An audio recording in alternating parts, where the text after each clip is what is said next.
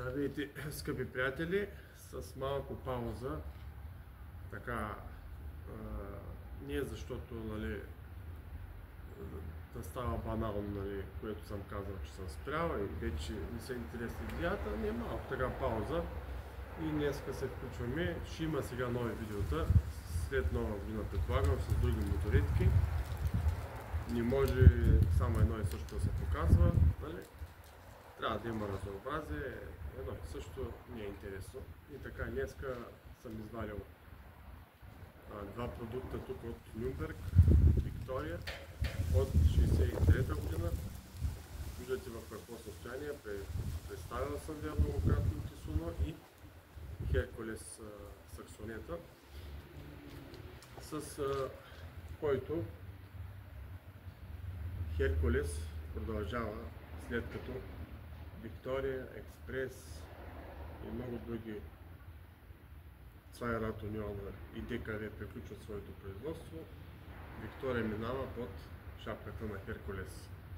И както виждате, успешно с хилядите произведени тези спартамети, който аз казах, че на пролет ще регистрирам, ще му сложа номер, че ще му се радвам.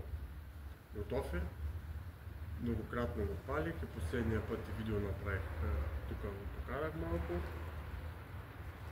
Ето виждате дизайна на 60-те и съвременния дизайн. За какво ги изкарах? Ето виждате чупката тук и там почти за 20 години разлика единия нормален велосипед и велосипеда с прикачения двигател тук.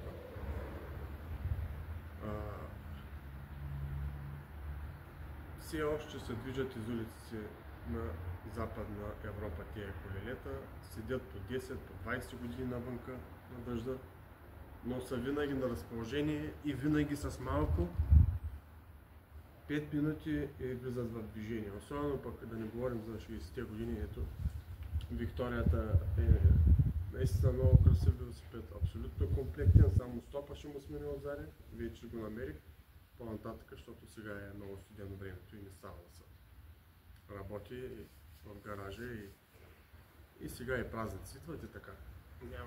Има време за всичко, когато има желание.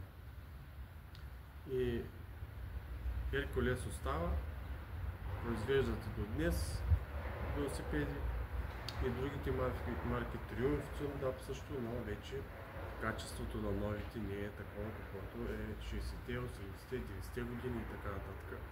Края на 80-те, началото на 90-те години.